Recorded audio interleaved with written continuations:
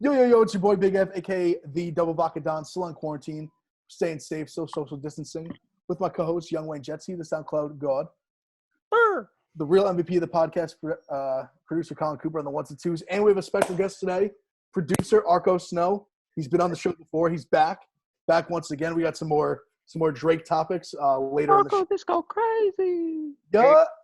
No, that's what I'm talking about. I thought that was him. I didn't realize that was Colin for a second. That was a good tag. Colin's good at impressions. He really does this. Are you tight that Joey Molinaro's coming for your throne then? Bro, Joey Molinaro could suck me from the back. No, I'm just playing. Whoa! I love that. I'm joking. I love Joey. He's a nice guy. Our new impressions guy. Our new peer. No, he doesn't want to be known as an impressions guy, though. It's a tough thing to do, but he doesn't want to be known as that.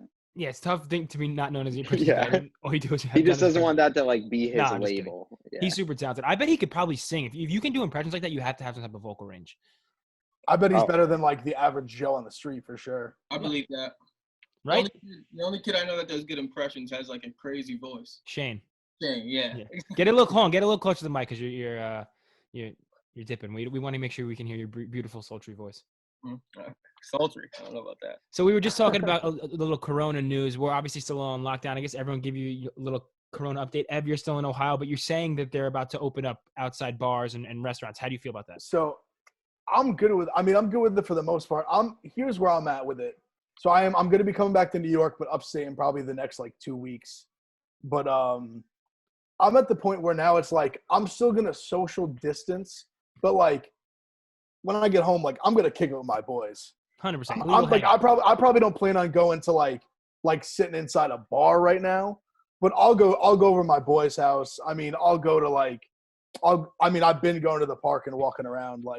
I'm going to try to keep it as normal as I can without being too over the top, and that's where I think people that are arguing for going back to normal life are getting misconstrued, because I think most people feel kind of the way I do, where it's I want to start doing some shit that I used to do, but not everything. I'm not saying we should be raging dick to ass in bars. Yeah, I don't want to go to a club. But that's of course not right now, and not probably anytime in the next even month or two. But I mean, I'd go to a restaurant right now and sit on an outdoor patio if I depending on how it's set up. I'm at the point where I would do that right now. I saw some shit that Houston is basically, someone said, if anyone was wondering if Houston's open for real, and it just showed, I don't know what the demographic of Houston is or what the geography is, but it was the main strip of bars there, and shit was packed. People were doing hookah. So down south, it's a whole different ball game. It's back to normal. And because they didn't get hit as hard as we did up here. But I feel I just kind of want to have the opportunity to, if I want to see a friend and have a beer at his house, or I want to see from an acceptable distance or whatever. I just don't want to be holed up anymore. I was kind of not depressed, but today it really hit me when I was sitting on my couch. And I was damn, tomorrow's Friday. All I want to do on a Friday, it's beautiful right now. This is when New York and the whole Hoboken, New York area thrives right now. And to not be able to go out in a rooftop bar after work and get a drink is really killing me. So I don't know. I just want the option to maybe be able to. That's what I'm saying. If you want to stay inside, no one's making you go outside. For all the people who are no, we got to stay inside, no one's got a gun to your head, bro. Stay inside. You got it. No one is making you you can stay in your room this whole time. Trust me, you're good. No one cares. But I'm saying I'm gonna go outside a little bit, just a little bit. Yeah, this is the only time that makes being in New Jersey or New York worth it. When it's the summer and facts. It's a tough time in the winter. Yeah, it's pretty depressing. It sucks here more than other places, I feel just because we feel we've been cooped up the whole time. We feel we've been cooped up since, November, though. I think New York and New Jersey, you kind of live for the summer. You have to, because it's just so miserable and you're commuting all the time, and it makes it worthwhile, whether it's going down to the Jersey Shore, going to Fire Island, going to Saratoga for the horse races, going to AC. You can go to AC anytime, but it's you live through the winter to enjoy the summer. Is the tri-state area's mentality, and the fact that we can't do that right now is kind of killing me. I saw that the Jersey Shore is going to be open for Memorial Day weekend apparently. Usually I'm a big Fire Island guy, but I don't know. That's kind of enticing because Fire Island. But obviously I've been well documented this podcast. I'm the biggest Jersey Shore guy. I spend more than half my weekends in the summer down there. I was talking to my boy today who has the house who I always go to, and like it's open, but it's not like open. It's like in air quotes open. Like they're not opening any like the boardwalk itself, I believe, will be open, but not like to like walk on, but nothing on the actual strip. Like nothing on the boardwalk's going to be open. Bars, restaurants, games, like amusement park type rides, like none of them are DJs going is to be not open. open. Yeah, so Well, no yeah. DJs is what you're saying. Nothing fun. I go to Seaside, but yeah, all that shit's lit. And none of the bars are open. Like even the beach and water, I believe, is open, but like it's limited capacity. So like it's open, but it's not like open. Like you're gonna lose. Like if all like the like restaurants and all that bars are not gonna be open, like you're gonna lose like more than half your like.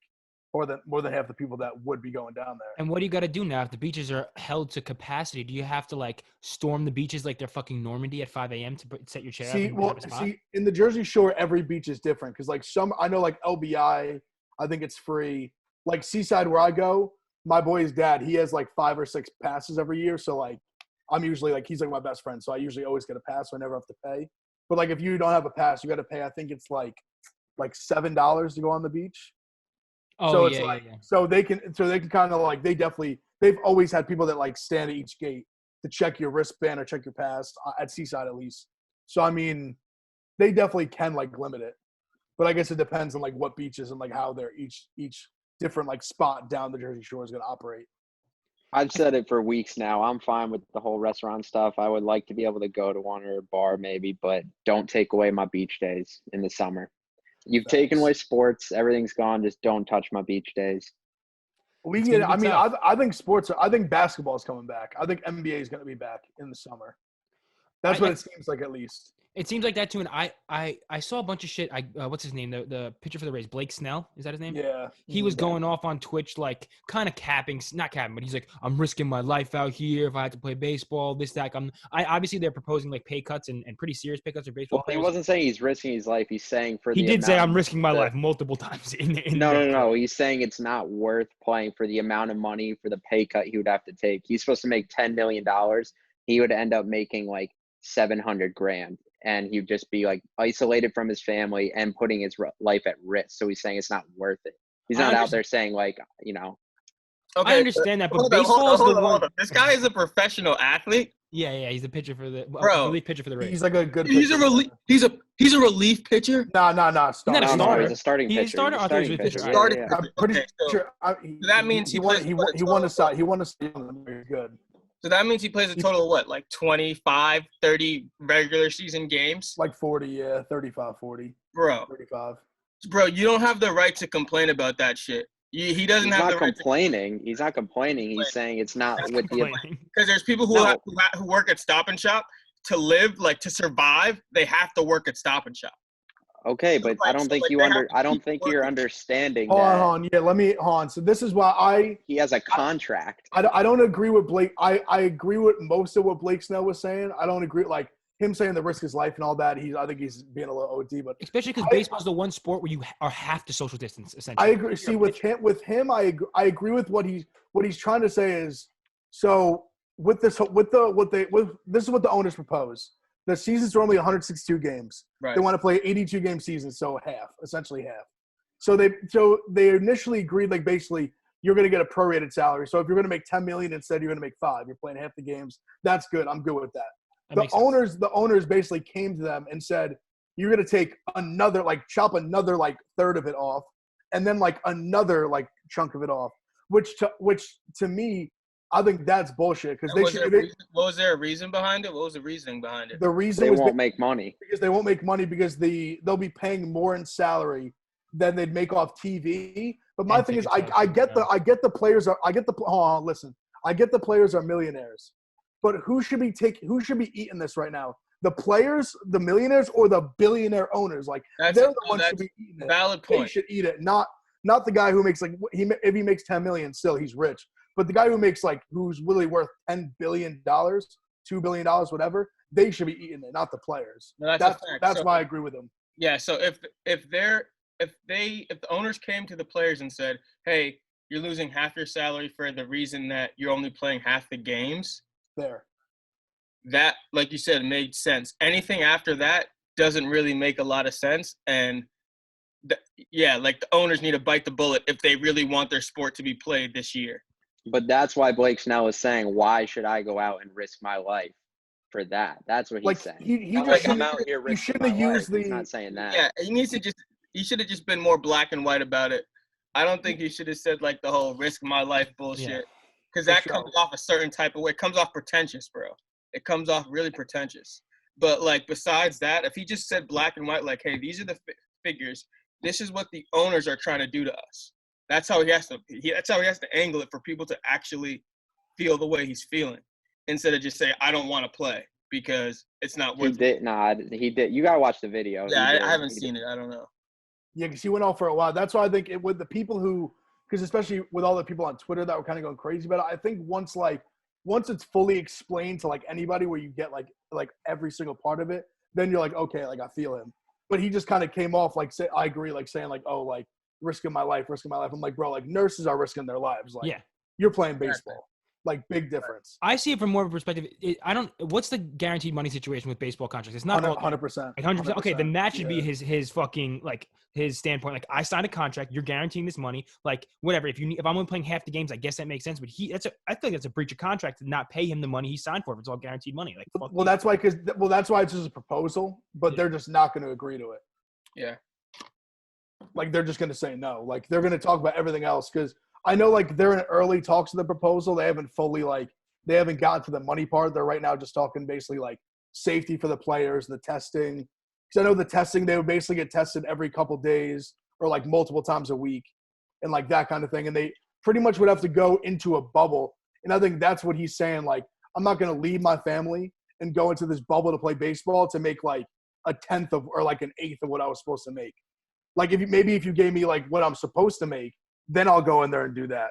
But I'm not doing it for like an eighth of what, or like a fifth, like whatever it is of what you were supposed to give me. No, that's 100%. Which that I agree with. 100%. He has the right to say that. So it makes sense. I just got a little antsy about the whole like risking your life situation, but that's what. Yeah, he shouldn't have said that because that's like whatever. See, the NBA is coming back because like LeBron, all the big players like Giannis, they all like are saying we want to play. And NBA is straight like the best players, like they run the league. Yeah. Like if Bron wants to play and like Giannis wants to play and all these dudes want to play, like they're gonna play. They're gonna figure it out. Especially because the year LeBron's having, he wants that ring. He's probably so pissed. And I agree with that. Like him, like Giannis, like Kawhi, all these dudes in these elite teams, like your window to win chips is short. Like you got a team that is capable of winning one, like you got to win it right now. Especially like LeBron, because the rest of those guys are all younger. They still have like hope that they're like, we're only gonna get better. LeBron's like, I don't know how many years I have on the Lakers to actually win a ring. Yeah, literally, like probably like the next like couple of years. That's really like he's got AD, but like then basically the rest of it is like he's got 4 years. This is year 2 on his contract. Like pretty much through his contract. Like he's not gonna be like when he's still like in his prime, but like he's what 34, 35. Like his like you only can play at that high level for so long. Like he's eventually gonna start to decline. That's Mother Nature. Like it's got to happen at some point. Right. But I mean, I'm starting to be. I'm gonna put my hope on sports right now at cautiously optimistic. I think that's safe. That's where I'm at. You don't, expect the worst, hope for the best, and we'll see what happens rolling Bingo. out. But while we don't have sports, we are getting a plethora of music being released. Obviously, New Music Friday is going to be when everyone's listening to this right now, so you'll probably have heard the new Future album. I'll be listening to it tonight, Thursday at midnight. Very excited for that. We had other drops in the last week.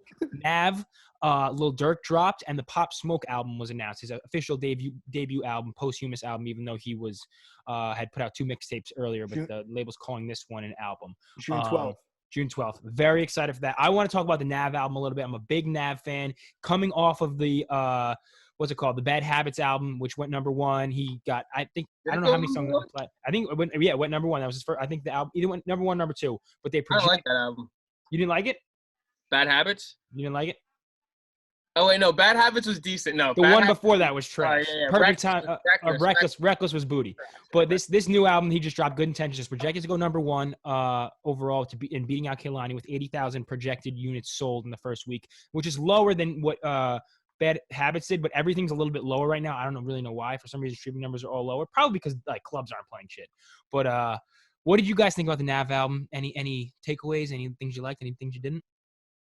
I mean, I'm glad, like, I agree because the last one wasn't great. Like, see, I love, like, two ago wasn't great. Bad Habits. Or two ago, that's right, 2 ago. Was good. He was The getting back to his roots. Because, like, the first one, like, the album Nav made me fall in love with him. Like, that music is amazing. It's when he was so depressed. Yeah, but it's awesome. Like, that music is incredible. I love the one, Perfect Timing. I love the one with Metro. I love that, too. So I was just glad to see him, like, throw out a body of work that I fucked with. Because he's that artist, too, that he stays so, like, low-key. And he just doesn't do any, like, crazy shit, like, outside of literally just making music. But, like, everyone in the industry that, like, people fuck with him so heavy. Mm-hmm. Uzi, Thug. Dude, the Uzi from everyone. The Uzi song might be my favorite. The one Status. Mm-hmm. Oh yeah, it's up there. I like that one. I like that one a lot. Yo, I me and you, we've been huge Nav fans since like 2016. Like he was just on SoundCloud, like popping off with fucking. I don't like. What were the songs back then? It was Myself. There was 10 Toes Down. I actually found Myself as, I think he probably did it himself because it's a smart marketing tactic. I found it was said Post Malone Myself, and he just like put up his song but tagged it as Post Malone on YouTube. I think we talked about him the first time I met you. And everyone was like, "This is Nav, and like put it down in the comments. I was like, "Holy shit, what the fuck?" So it's like a tactic people do. We talked about it, like. Even though we didn't like, my little brother sent me that song Myself when it had like 30K plays. And he didn't show his face. No one knew he was fucking Indian. Dude, I was like, yo, this song is amazing. I just started putting everyone I knew onto it. I was a huge fan of his old shit. Then he dropped Nav by Nav. That was fire. Yep. This is the closest thing he's dropped since. Yeah, After that tape, he fell off. His music started to kind of suck to me. He started using newer effects on his voice. I think he started to try to like sound more like Playboi Carti with like the choppiness of his flows and the cuts, yeah. And I was like, dude, this isn't you. This isn't what you're made for. And then Bad Habits made me think, all right, maybe he's starting to realize that his fans want old Nav back, kind of. And he finally got a hit with Tap. Yep, he talks about it in the new album too, about how they always want old Nav or whatever. But I thought this album, just like music-wise, was fantastic. The Thugger songs, both of them were fire. Yeah. Especially Spend It. I loved Spend It. Dude, Pop Smoke sounded fucking phenomenal. I know, and he's like really singing in his sad shit. It's crazy. Like, I'm so disappointed we're never going to get to hear that voice on traditional or more popular hip-hop beats now instead of just all of his drill shit. Yeah, all the grime shit. But yeah, overall, I really like this project, man. I still think though that song Turks is garbage. You don't fuck with it? Dude. Those are like probably like the three artists I listen to the most, besides maybe like Jaden Smith, and like, bro, I hated that song. What do you hate? The hook or just the whole? Dude, the WWE ass intro on the beat. Something about the beat. Something about the Turks beat. Sounds like it was like, it sounds like Weezy basically took the drums from fucking Hot. Oh yeah. Put it on just took the drums and then put a different melody over it. And I was like, kind of see that actually. Give me a beat like Hot so I can get a hit. And then let me put one of the biggest streamers, Gunna, on it, and then put one of the biggest artists out in this century. Travis, and make a hit. Travis verse sucked. Gunna, I love Gunna every time he flows. He does the same flow every time. He can't do no wrong to me. I didn't want to hear it over that trash beat.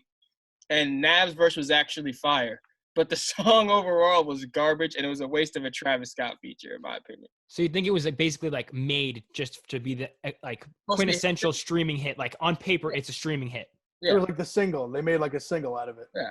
Yeah, I agree with that 100%. I fuck with Nav. I fuck with Turks. I don't hate it as much as you do. I didn't think it was one of the better songs on the album, but like you were kind of saying, I think he really fell off on his second album. And I listened. He doesn't do a lot of interviews, but one interview I listened to of Nav, he said that was when he first got signed. He first got money. So the Nav album, the self-titled one, like he had pretty much made before he got signed. Right. The second one, he was already signed. He was getting all this money, like getting more fucked up, doing more drugs, and he didn't have as much of a hand in the production. He said he was like, I approached it more as an artist, and now I've got to start as a producer. So he was making all his beats. He made the back-to-back beat for Drake. I don't know if anyone knows that. He helped make that, and his producer credits on it. And then he just started kind of rapping on his own beats to send like a reference track to a friend. They're like, dude, you need to rap. So then that's kind of how he got started. So he was always a producer, but for the Reckless album, apparently he didn't have as big of a hand in production as he usually does. Bad Habits, he got back into the production. Then this album even heavier, I think, because he even talks about how much money he's making off beats alone in this album. I really fuck with it heavy. My favorite song is the Codeine song with Gunna. I can't get that fucking melody that Nav does out of my head. I like the Brown Boy song a lot too, because I just like how he kind of flexes that, and he owns I like that Brown Boy song a lot too. He owns that he's like an Indian or what? I think he's Indian. Like he's an Indian. Brown boy. Fuck it.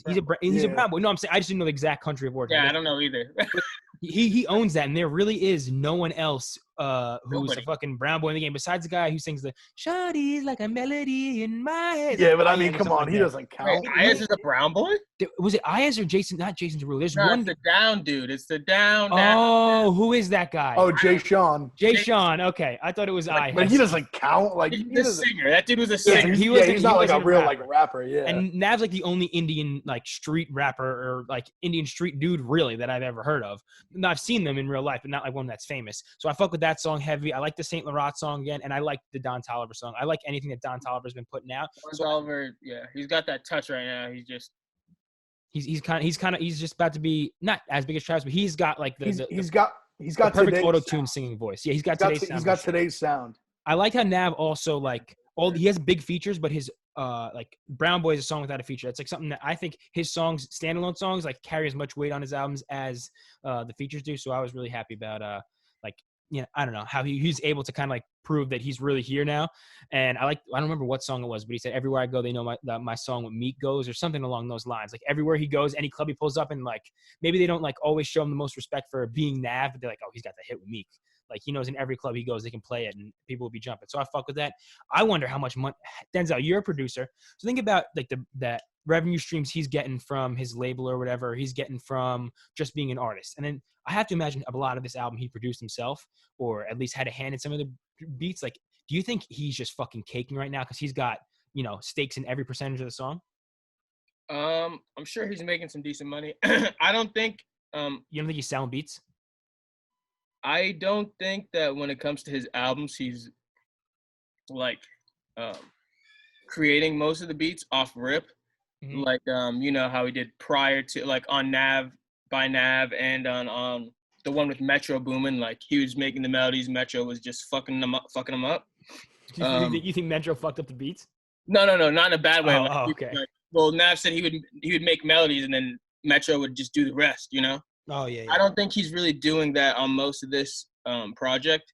I think what he's doing is he's coming more with like the Travis aspect, where like maybe he gets the beat and he's like, all right, I'm gonna fuck with it to make it exactly how I like. I know Travis Scott used to do that a whole lot back, like, days before Rodeo and whatnot. I mean, they do sound like Nav beats still. It's still got that ambient, like, light synth vibe to it. But he's probably caking, bro. I mean, he's signed to EXO. They don't fuck with a lot of people. I'm sure they're treating everybody right. I've never heard anyone that's signed to EXO have any issues ever.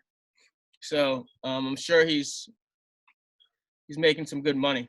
I didn't listen to the Brown Boy 2 deluxe version yet, but I like to it either. There's no reason to have 32 fucking songs that come out of nowhere. Yeah, I think he tried to go with like the what is it, like the kind of like the Uzi thing, where Uzi did like, the album first week and then he dropped the deluxe with a whole second album the second week. So then it did crazy numbers. Yeah, just to get 1,000 more. Trying to get the numbers up by just dropping like 14 more songs a couple of days later. I feel like a lot of rappers have been doing that just to like advance on their fucking what's it called? Like double up on, if their album didn't do crazy numbers the first week, then the second week by dropping a bunch of new songs. Artists, it's a streaming trick for sure. Yeah. Did any of you guys listen to Lil Durk? I gave it a once through listen. Wasn't like crazy, like surprised or taken aback by it, but I enjoyed it. Big fan of Lil Durk. I'm really excited for the Pop Smoke album though. I want to hear more Pop Smoke. I think we all do. Would you agree, Ev? Of course. I mean, I'm just upset. Like like Arco said before, I'm just upset. I hope we get to hear kind of like that, like a song of the verse that he did on Nav's album, on this album, because it just breaks my heart knowing like we're really, besides this is going to be it. Like we're just not going to hear more like pop, like new Pop Smoke ever again. And that breaks my heart. Because this dude, I think this dude was really about to be like legit the king of New York. Like I think he was really on his way to like climbing that ladder and being like potentially like the number one like male New York rapper like on the scene.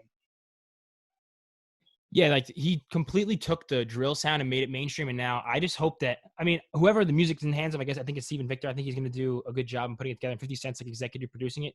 I hope we get, you think 50's going to put a verse on the album? Oh yeah, he wants to. He wants to. That's why he wants to executive produce it, bro. He wants to be a part of the sound. But and you know, they kind of have similar voices, so it's only right. Like people have probably already told 50 like, yo, this nigga kind of sound like you. Like, so that's probably why he wants to be a part of this. But I don't like what do they call it? Posthumous, Posthumous, something like that.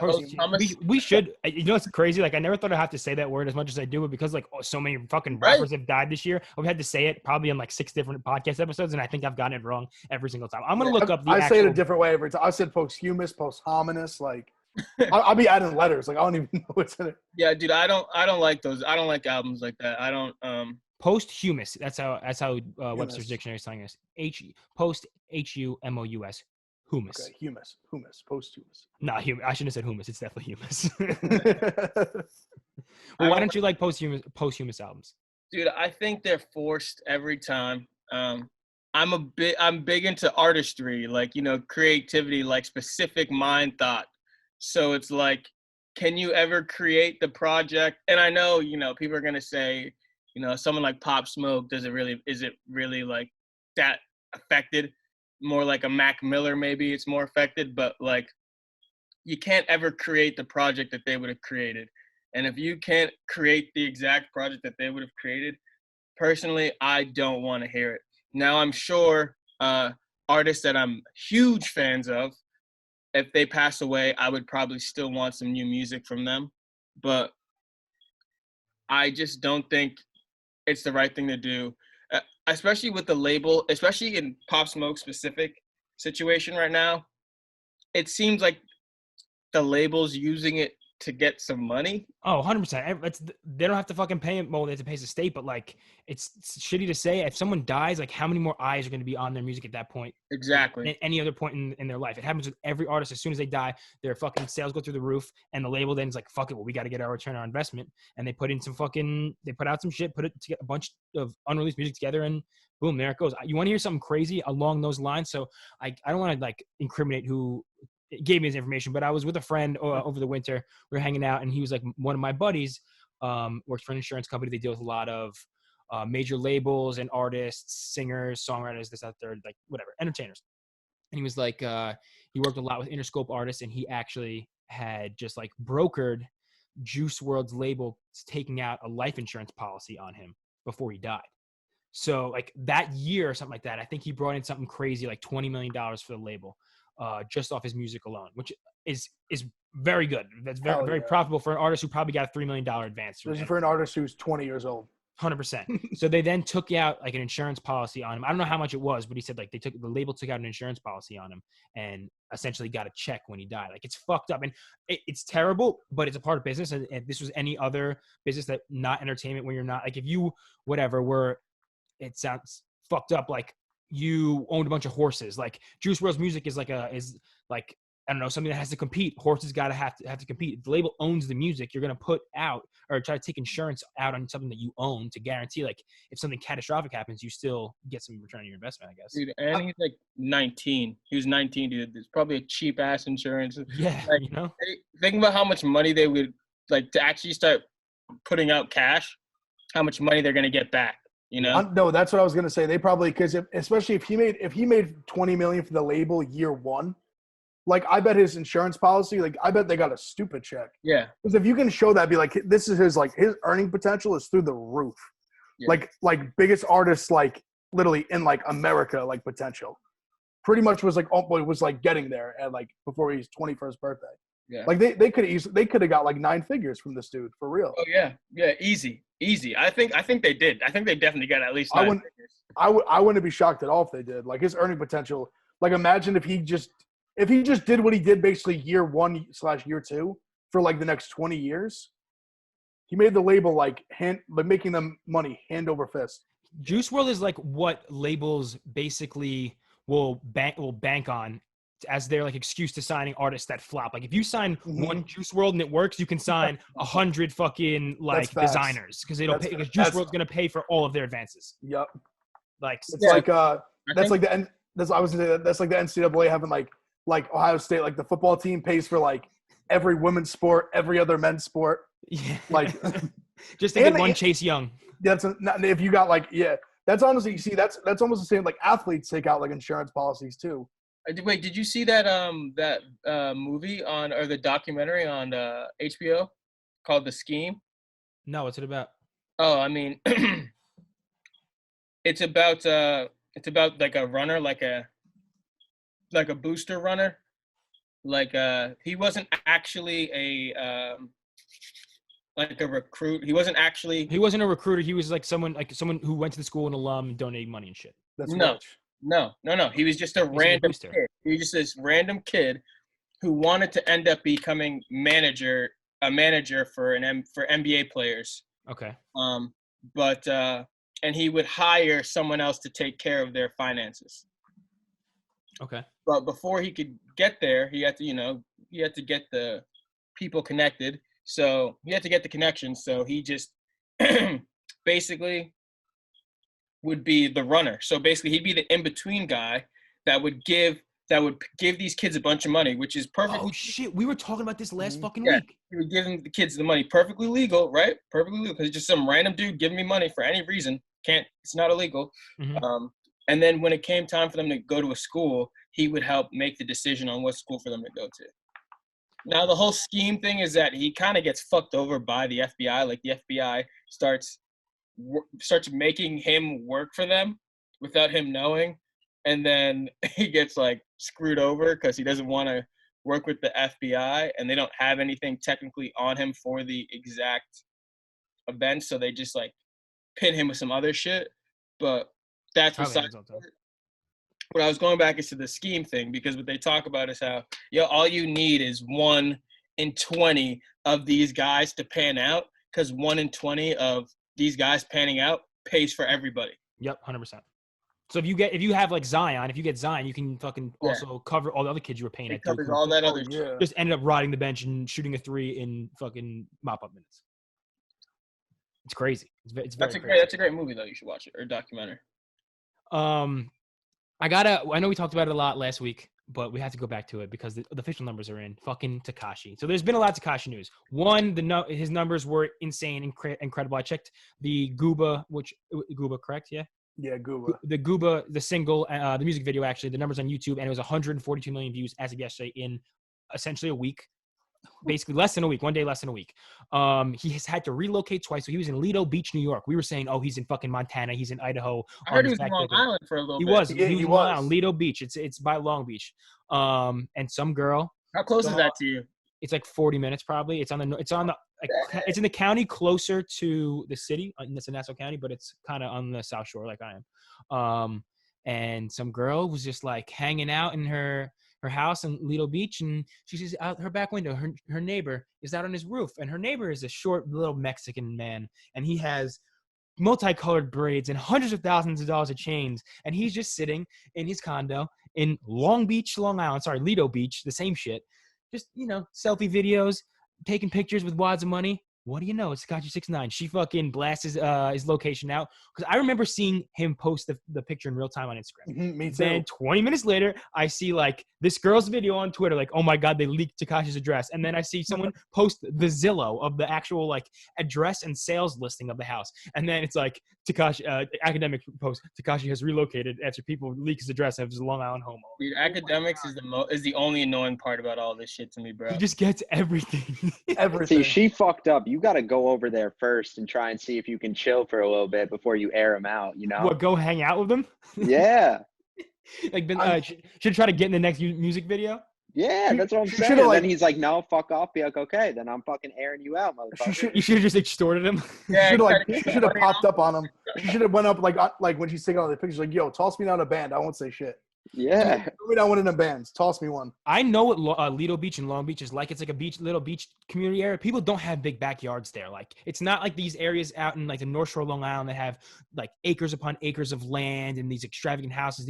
Some of them are really nice, but it's almost like they're kind of like a super nice. It's a nicer version of like the Rockaways or Jersey Shore's not really comparable. It looks like it's just a shore house. Like it looks like it's some house that's not on the water. Exactly. So imagine he had all his cars in there. He had three $350,000 sports cars. Like he had a Bugatti. I think he had a Bugatti and like a Lambo in the back. He just had them parked there, and he had all this jewelry on. So this guy just like paid all this money, and he was just gonna put all his like, rich people items in his backyard. And his plan was to just shoot these videos in his basement in Long Beach and just like flex his shit. Like how long was he gonna be able to do this though? I got obviously in Long Beach one day. Do you think he was like, please put me back in New York? I think he. Well, hold on. That's the two things. One, I think everyone, which I forgot myself, he's technically not in witness protection. Like he said no.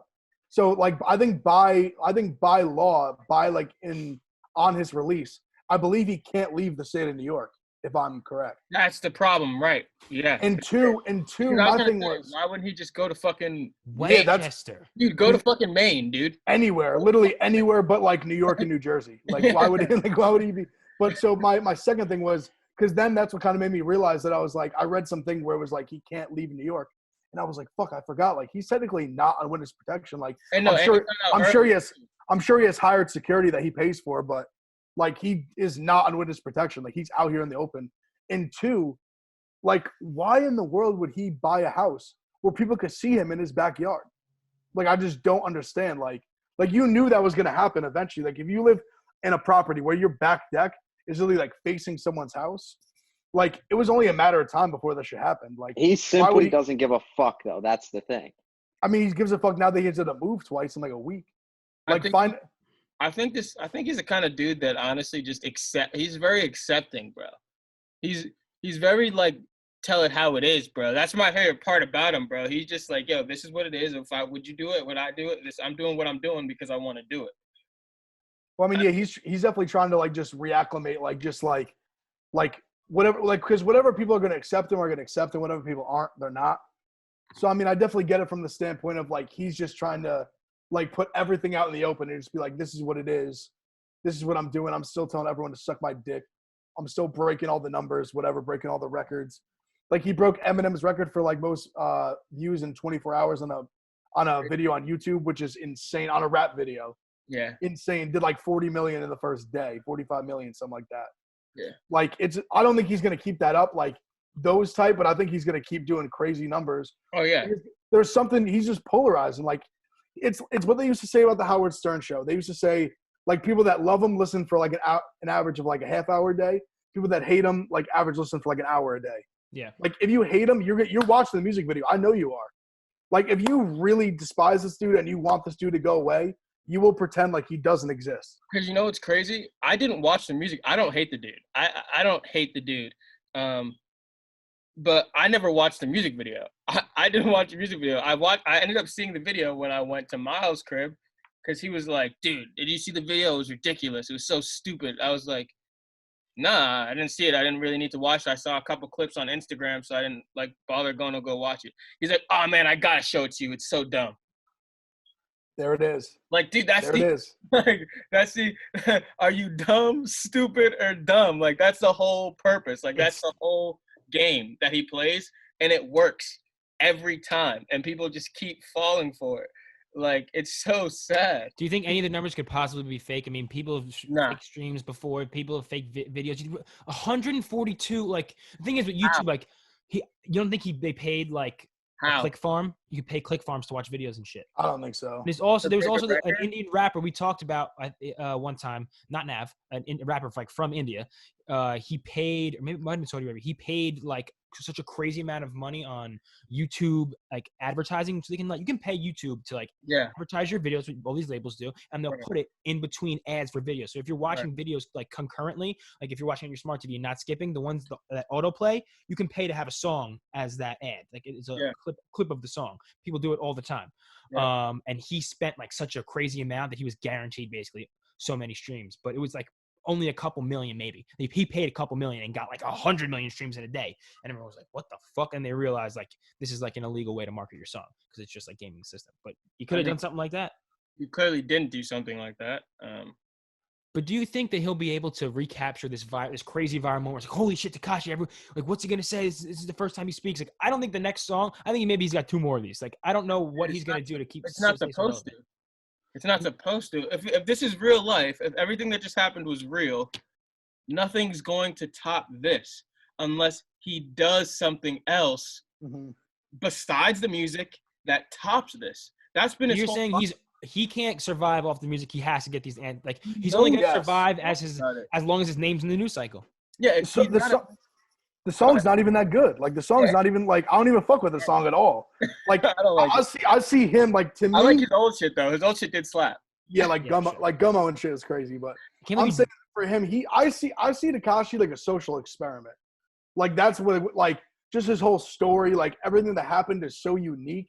And the way he acts is like, obviously there's other people that have fucked with the antics and shit, but he's so unique than everyone else in terms of just like his story and like what he's done to get to where he's at such a young age that I see him as like this social experiment where it's kind of like, I tune in just to like see like, what's he going to do next? Like, I'm not fucking with like Gooba, like the song stinks. Like, and it's not like good. Like, he's not like lyrical. Like he's just like wild. Like, how can someone game the internet? Like use the internet to the ultimate point of winning in the rap game, which normally used to be a fucking art that was all about your wordplay, your skill, like your intelligence, like your credibility to some degree. That's kind of gone out the window nowadays. And he's someone who just kind of throws out the window, and he's like, "Nah, I'm going to lie. I'm gonna pretend I'm a blood. I'm gonna do whatever I can to get attention and say I'm the baddest motherfucker." When in essence, I'm not, but maybe he is. He just keeps telling everyone, like, nah, he's not the baddest, but like, the guy's wild. He doesn't have to give a fuck. If you drill shit in people's heads, they will eventually start to believe it. It was like when he went on the Breakfast Club the first time, and he was like, "This interview do more views than anyone you've ever done, or like it'll break like the last like big one you did." And Charlemagne laughed in his face, and 24 hours later, he was eating his own words. Charlemagne also said he'd suck his dick if Tekashi came home in like less than 2 years, and he did. Yeah, and he did. Yeah, that's true. Charlemagne's not giving him that mouth. Like you said too. You watch to see what he's gonna do. Like I love seeing how this man is just acting, and then my favorite part is to watch the people react. My favorite part is to see what happens, the numbers he does, how all these other artists are responding. And be like, bro, this nigga has y'all trapped. Like this nigga has mind control on all of you guys. Like he gets exactly what he wants. He says what's gonna happen, and then it happens. Just about every time. I mean, he hasn't been wrong yet. It's just he's gonna keep doing it, and the only way to really top what just happened, is like he gets shot at or he like ends up someone in his family gets attacked or some shit, and he has to go back on live or some shit and talk about it. But I think the reason why the numbers are real, Kev, even though you don't think they are, even though you think they might not be, is we don't know how many little kids are out there and how many of them are fucking like just in love glued with to their YouTube. No, see, that's what I've said about him from those day are the one. numbers that we don't see, and that's where all of his views come from. It comes from kids that are like 7 to fucking 12. Yes. And they're just the YouTube video with like the 3 like middle school boys who are always like discussing something. Yo, do you see the one where it's like, do we really need communism? No. It was like did Tekashi break the code? Like break the street code. No, because I've said this from day one about Tekashi. I was like, yo, everyone, I was like, whether people like it or not, the snitching, whatever. I was like 7 to like 18-year-olds. They do like white suburban boys. They do not care that he snitched. Like they don't care. And they are listening to his music. Like 35-year-old dudes are not listening to his music. 7 to 18-year-old to 21-year-old frat boys are listening to his music, and they would snitch in a heartbeat. Like they would snitch for half of what he snitched for. Oh, yeah. Like they don't care that he snitched. They snitch for no reason. At all. Like they don't like the people that his audience does not care that he snitched, and the other half are listening to him and they're mad. So it's like either way, like he's winning or he's winning. Like he can't lose. There might be more of the mad people honestly listening than there is. There is. But the people like the young people, they're going to be the ones that are like buying his merch and shit. Like I would never buy like his merch, but like the have merch. We're gonna see like the designs are actually like it was made well. Like I will say, it's like it looks good. But Jetski thinks it's fire. I think his design is awesome, but I'm not gonna wear it. I mean, Jetski spent $36 on a Fauci shirt. That Dr. Fauci shirt is fucking fire. Are you kidding me? Oh, Fauci. Big Fauci. All eyes on me. You see, he's got the Emperor Palpatine fucking force laser bolts coming out of his hands. Jetski invested at the wrong time. He invested when Fauci was hot, and now he's not hot anymore. I know. Now he's kind of on the he's on the decline. Now no one's fucking with him. Well, Jetski probably got that from Wish and ordered it 2 months ago, and it just came in today. From Wish? No, I got it from can't say because they didn't pay me. I actually spent $40 on it. But I got it from Instagram targeted ad. Oh, there we go. They'll get you. Shout out Mark Zuckerberg for selling our so many. What'd you say? Instagram targeted ads, bro. They just wear you down. Yeah. They don't stop. They're relentless. Absolutely relentless. Relentless, bro. They really do. Like it's the worst when it's like food.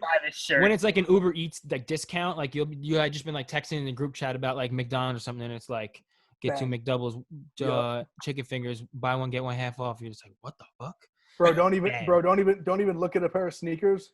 It'll be on that if you put if you even click on a pair of sneakers, I'll even go on like the Barstool blog on the own blog that I work for, and it'll be like blog, like picture of the sneakers I was looking at, blog, picture of the sneakers I was looking at. It's crazy. Yeah, they're like buy them, and I'm like, ugh. I had to delete StockX off my fucking phone because I would go on there too much and be like, all right, they just showed me this. I guess I got to get it now. Like, it's also they probably just they have such a good like backlog of everything you've like search. That's when people are like, I think my phone is listening to me. I don't think it listens to you, but it just has so much information. I mean, it also could just be fucking listening to you. Why wouldn't they? Listens to you, but it probably does. Yeah, but I'm just saying they have so much information like stored on you that like they could just guess what you, based off recent searches, what you would most likely want to buy, and they could just probably get the same thing. People that have clicked what you've clicked, like you're gonna like that shit too. Yeah. Fucking that's AI, why man. Data game's a fucking thing, bro. That's why that's all that matters is fucking data. Yo, wait, does anyone know what Zoom is made on? Is Zoom like some Chinese company? I don't know if Zoom's Chinese. I put money that it is. Probably. It might be. So this stock went up. This like actual Zoom recordings that we're recording on, or software that we're recording on, their stock was ZM, and it went through the roof. But then there was another company. There was a Chinese like medical tech company or something like that had their stock name as ZOOM before this pandemic and everything. Before Zoom became like the go-to for all meetings and fucking classes, and their stock started going through the roof too, because people were just idiots, like stupid frat kids were just putting $1,000 in Robinhood and just buying with the first thing that said Zoom. Like, bro, all our fucking classes are on Zoom. I'm in fucking intro to finance. Look, I got Robinhood. Let's get rich. And then they just made some fucking Chinese company $1 billion.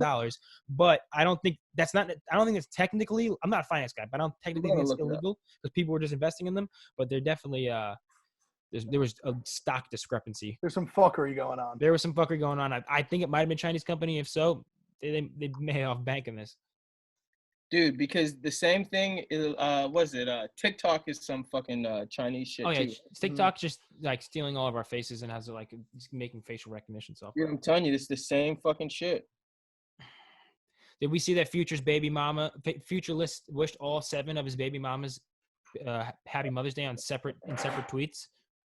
I guess it's what you got to do when you have 7 baby mamas. Yeah, I mean, you got to show them all the same Jetski love. blew up. You love all your kids the same, right? Yeah, my tweet got some love on that. I said this is the energy we need to end toxic masculinity in the world right now, which is true. Future's like always talked about being like, or they paint him in memes at least as being like the ultimate like toxic man.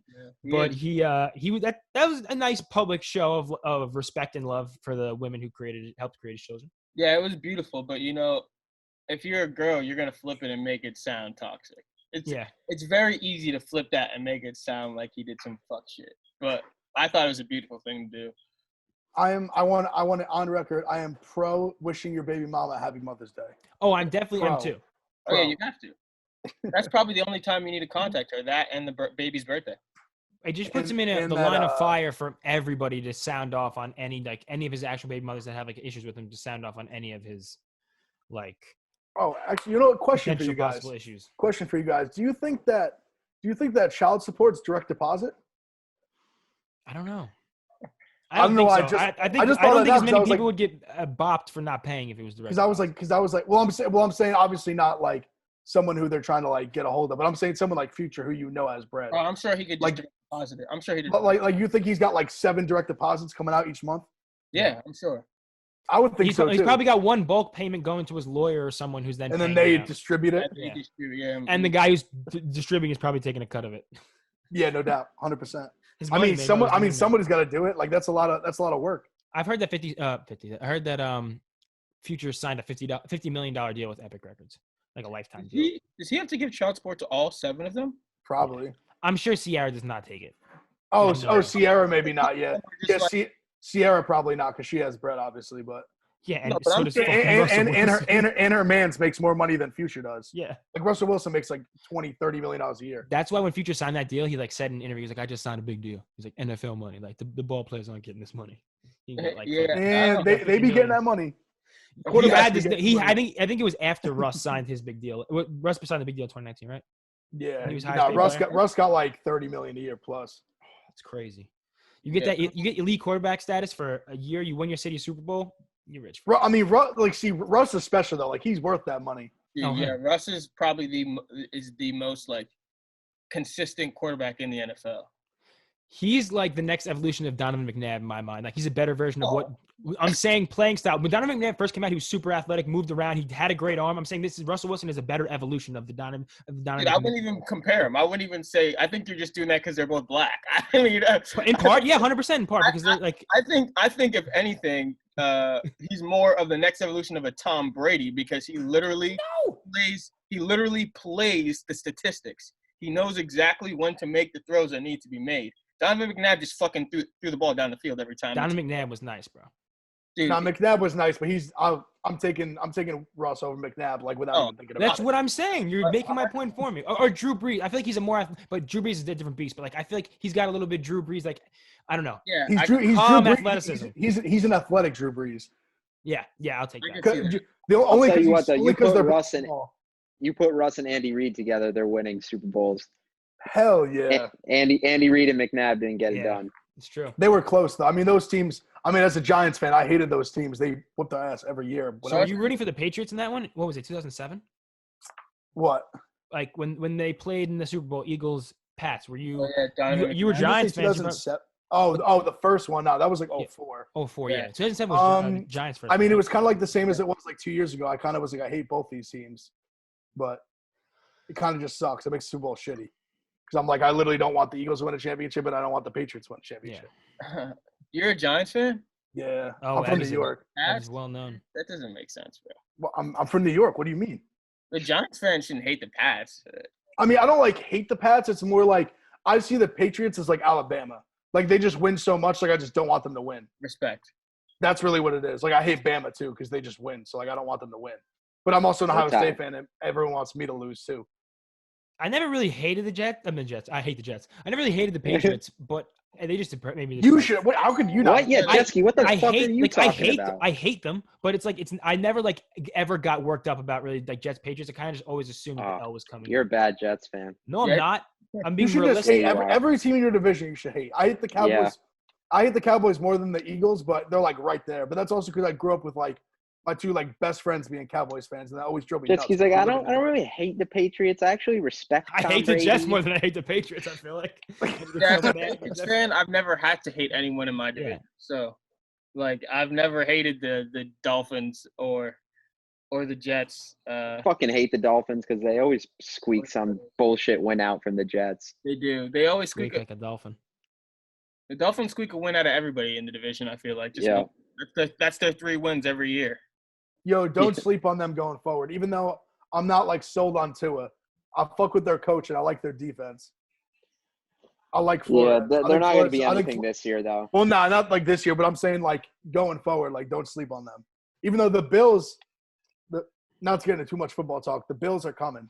The Bills are like there. They're No, like, I don't doubt that like, either. Josh Allen. They're like right there. That's a fact. The Bills are right there. Josh Allen's good. He Their can really move. defense Like is. Allen still needs a little work. him as like a running threat is like something that really impressed me. He's a big boy too. He's a He big is a boy. big boy. And he can run. It'll be interesting. I think the AFC, but besides, I'm not gonna make a prediction on the Jets, but I'm saying like the AFC East will be interesting to watch this year. You have a bunch of young quarterbacks who can move it, depending on what happens to if he's gonna play. But you still have a lot of you're gonna have a bunch of young quarterbacks that like are pretty good and just kind of figuring out how to be QBs in the NFL. It'll be exciting. Yeah. Or they'll just throw a bunch of picks. No, Yeah. that's gonna happen. Figure Sam the Darnold fuck probably throw a out, bunch of Sam. picks. He will throw a lot of picks, but he'll throw a lot of TDs too. Oh no, dude, your guy sucks. It's just. Are you kidding me? No, you're gassing. Everyone's kind of like, I didn't even want to get into that. nah. It's like it is. You're Dude, I wouldn't crazy say saying Darnold sucks. He just doesn't Sam have Darnold is like good. You can't say Sam Darnold sucks. That's just ignorant. Ev, back me up here. Sam Darnold does not I'm does ignorant, not nigga. suck. I'm not sold on him. I'm not for that. I also don't. Yeah, think I don't think he's Darnold like the worst quarterback ever, but like Me either. I'm not sold on him. I don't think Darnold's had the tools or the O-line around him. I think we'll see a different year from him this year. Even though he doesn't have great weapons, he still has a better offensive line to protect him than he's done like in his past. I'm saying as a team also that has a young quarterback, I would not trade Daniel Jones for Sam Darnold right now. Oh, I would. No I- chance. Yeah. Daniel I would Jones' 100%. Jones' ceiling is so much higher. I don't think so. Daniel Jones reminds kind of me of like a Brock His Osweiler. ceiling's Like, higher because No, stop I it. wouldn't Yes. trade him because He they're is both such a Yes. he is such a better. He fumbles he- so much, bro. Yes, but fumbling is correctable. Like No, he it's is so much more. Yeah, you're telling me fumbling is not correctable. He's just gonna fumble forever. It's like if you're loose with the ball and like when you get hit, you drop the ball. You like aren't. But I'm like, saying- tug but the I'm ball. You saying can't you're- necessarily like. But I'm fix saying that with someone who's that your tough. pocket awareness, your ball security can improve. Like, and can. don't you dare compare him to Brock Osweiler. He's so much more athletic than Brock Osweiler. Like Daniel Jones is a legit athlete.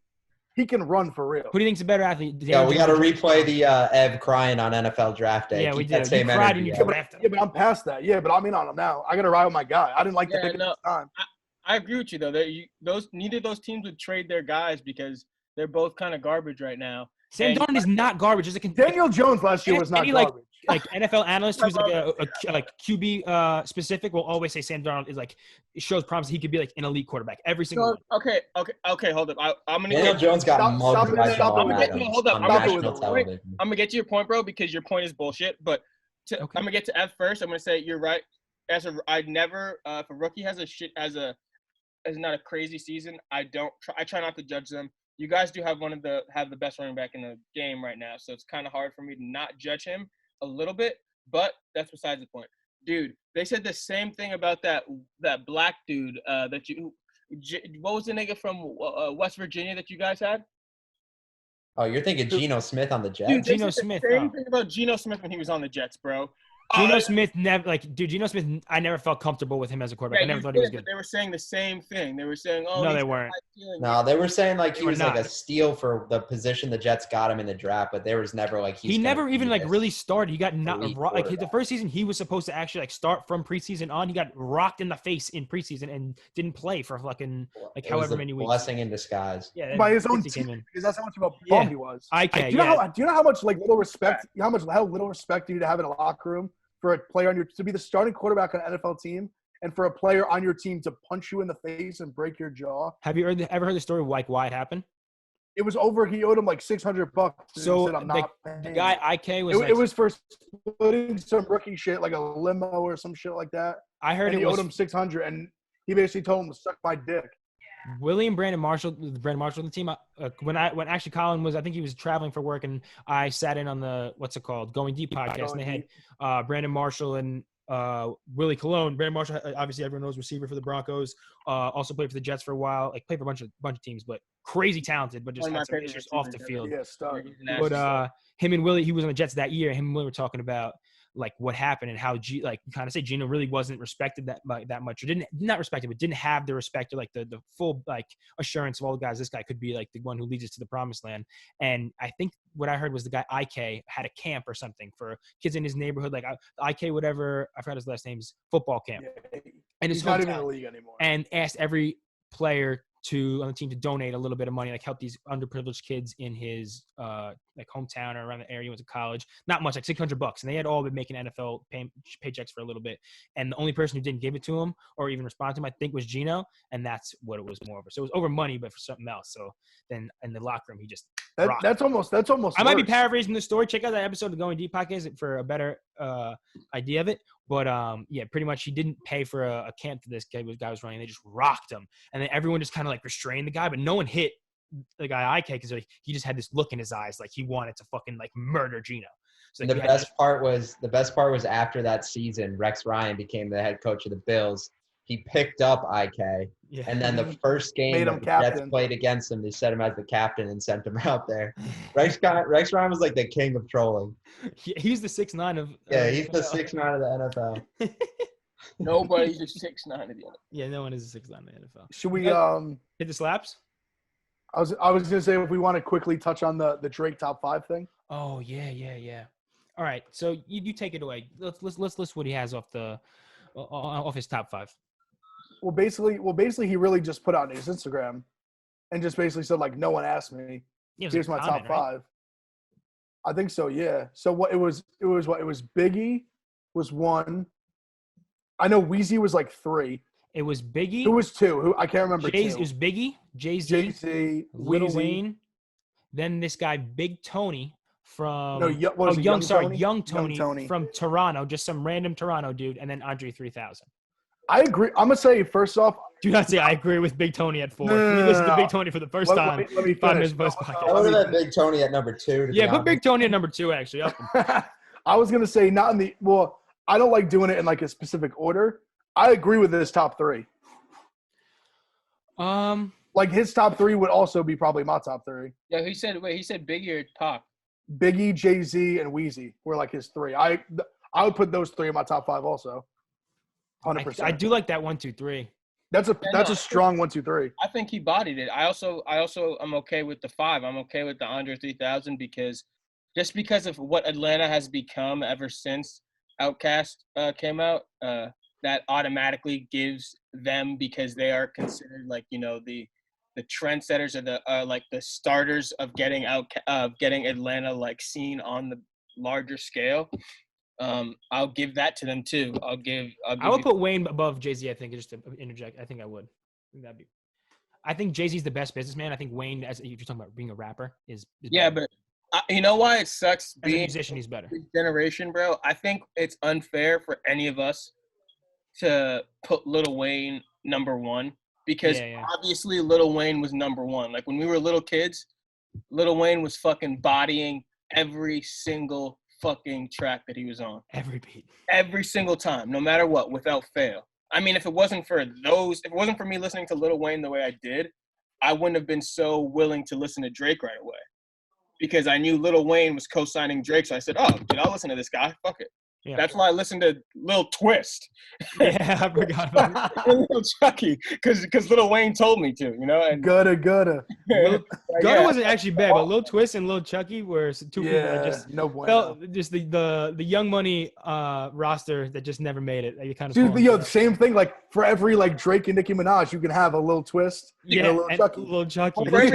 Lil Chucky was scary looking. He looked like Lil. If someone had Lil Bill proportions, like with the head, he looked like Lil Bill grew dreads and like he looked like a cartoon person. It was not. Yeah, he didn't look real. That's facts. Lil Twist looked like a cartoon too, though, kind of. Lil Twist has been to jail like 3 times for like drag racing or some shit. Like I for some reason I was on his Wikipedia and saw he has a rap sheet. So shout out Lil Twist, he's in the streets, I guess. But I like it. We listened to the Young Tony guy. What'd you guys think of Young Tony?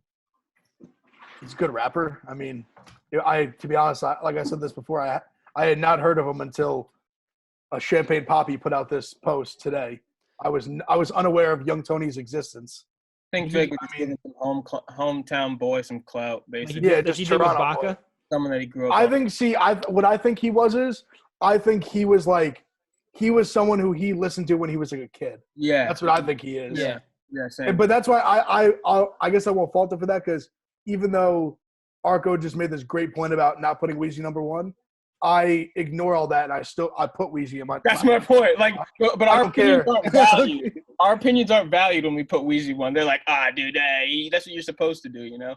Well, It's also like, for me, I don't take away from him the later shit he did that wasn't as good. To me, I don't hold that against him. A lot of other people do. I don't personally.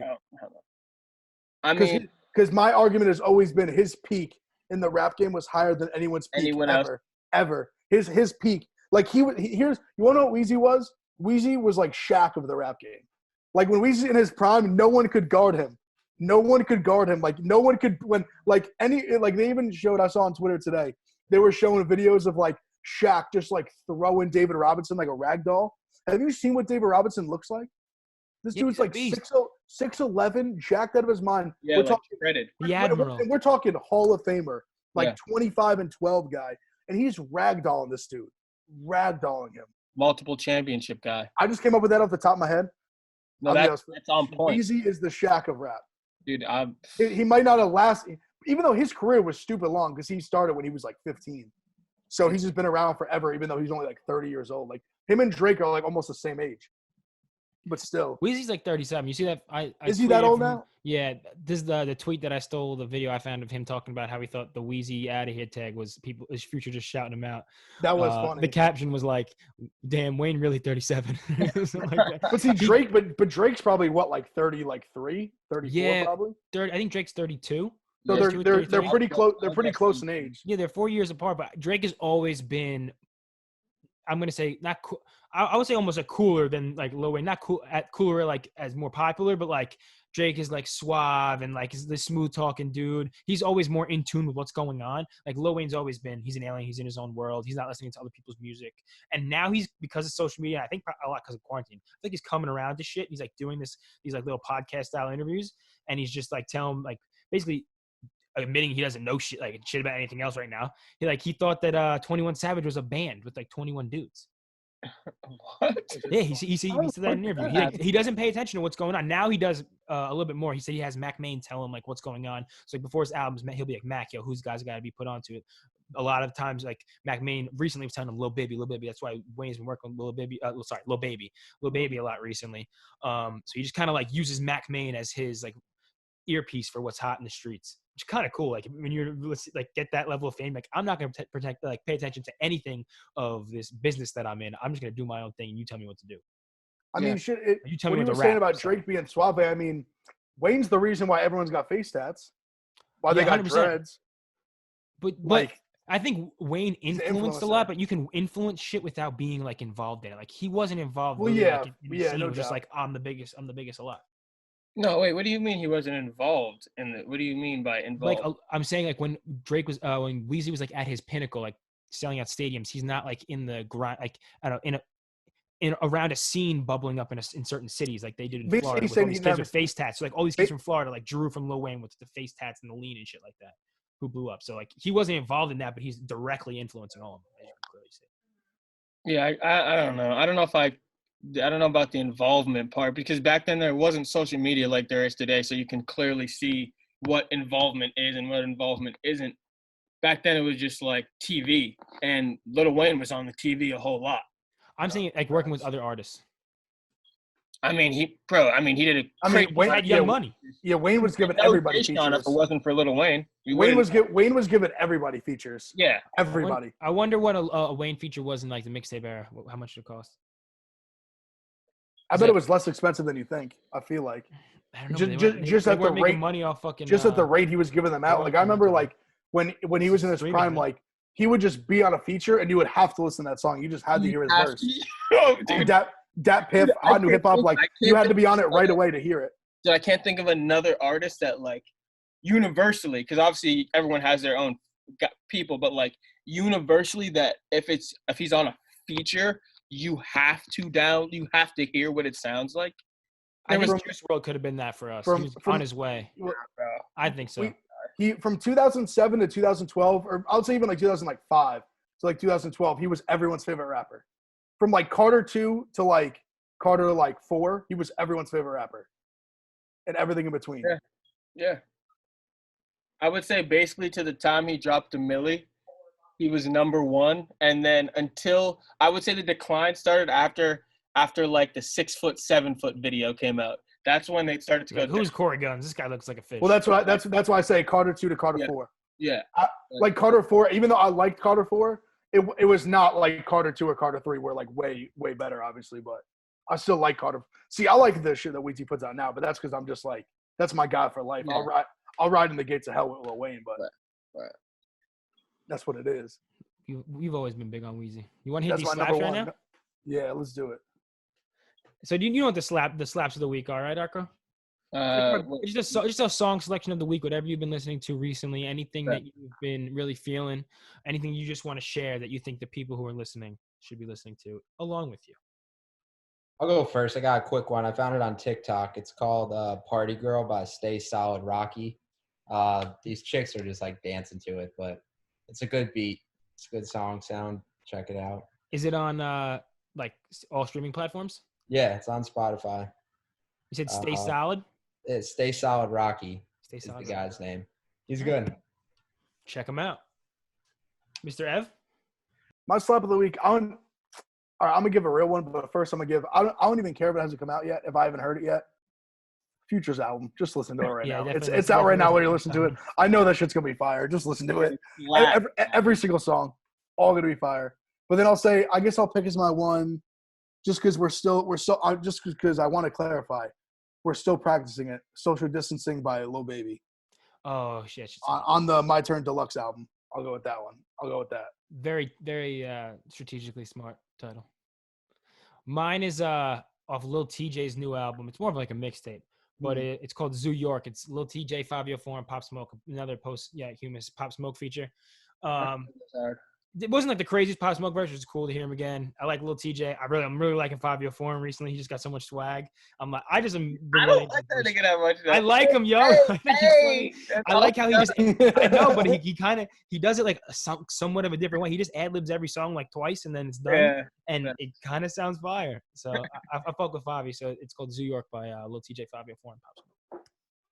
All right, I've been listening to Lil Got It a lot recently. Lil Keed's fucking brother? His twin brother, yeah. They're the YSL twins. I really like this song Off White off Hood Baby 2. Big fan of that one. He's fire. He's kind of a drunk too. I like it. Dude, they're clowns. they're clowns. I had a dream that Lil Keed was like a kid that I went to high school with. This kid, Rodney Justinville. I don't know if you listen to this, Rodney, but shout out you. We never really talked in high school. But I woke up like thinking it was real, and I like hit my boys. I was like, yo, I almost just tried to track down Rodney Justinville on Facebook because I had a dream he was a little kid. Like I convinced myself it was real life in the morning. I'm like, yo, let's get on a track together. Lil Keed's fire. Shout out to him. Shout out him. Should we wrap this bitch? Is that it? I guess that's it. It's another great episode, fellas. Another Good job, great guys. chat. I'm really happy we did this. Yo, honestly, Jessica, I just realized, even though people are gonna be listening to this, why you got a mask around your neck? You're inside. It's my American flag bandana. I kind of like the look. I'll be honest. Dude, I've been watching the Outer Banks show. The kid, I'm into TV. I watched the Too Hot John B. TV song. I'm kind of going for the John B look. Like I'm wearing my MeUndies like it's like a fucking like tight spandex sweatshirt, but it's super breathable. I'm just feeling like I'm on like the Outer Banks, bro. I'm kind of feeling the look. I'm not gonna cap. It's totally not to be safe. Can we talk about all these Netflix shows next week? Because I've watched all Netflix. I got tons of watched, dude. I can't watch TV anymore. I unplugged my TV. I said, dude, I've watched too much. Like I would just sit there and just watch entire shows and be like, all right, was that good or not? And then go to the next one and just, dude, it's terrible. Did you guys watch Too Hot to Handle? Yeah. Okay, we gotta talk about that next week. I'm gonna watch. We're talking that next week. We're talking Outer Banks, Love Island, all of them. I want to talk about all of them. Good. Or not Love Island. Love is Blind. Love is Blind. Yes. I got takes on. Oh, I didn't watch that. I'll watch that this week. Watch it. I got takes on all. I can't watch that, bro. I literally unplugged my TV. I gotta stop watching TV. Like I spent too many hours in front of my TV. I had to unplug it. Oh, shit. Everyone's in the same boat. Everyone watch it with us. So when we come back, we'll talk about it. Chihuahua Handle, Love is Blind, and Outer Banks. Outer Banks. All right. Well, thank you everyone out there listening. Thank you for subscribing. If you haven't subscribed, subscribe now. Follow us on social media at 808 Smokebreaks, Twitter, IG. Follow at Double Acadon. Follow at Coops. There it is. Dots in between the each words. And follow Arco Snow. Arco This Go Crazy on Instagram. Beats by Snow. Check him out. AKA the other Denzel. Thank you for listening. We'll see you next week. Bye.